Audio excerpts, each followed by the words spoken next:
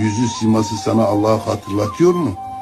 Onun gülmesi Allah'ın sevgisini kazandırabiliyor mu? Onun yanında olman o huzursuzluğunu alabiliyor mu? Onun yanında zikir yapmadan kalbin sürekli onun kalbiyle beraber Allah Allah diyebiliyor mu? Allah Allah demek illa böyle bir dille o ses değil. Allah'ı zikir edebiliyor mu? Peygamber Efendimizin hal ve hareketleriyle vasıflanmak, onları o şekilde kemale erer. Kemale erdikten sonra kemalete erdirme sıfatı o zaman onda oluşur, yetkisi oluşur. O zaman insanlara faydalı olur. Yoksa uçmaları evliyalıklarına dalalet etmez. Konuşmaları ilimlerine dalalet etmez. Alim bir insan kimdir?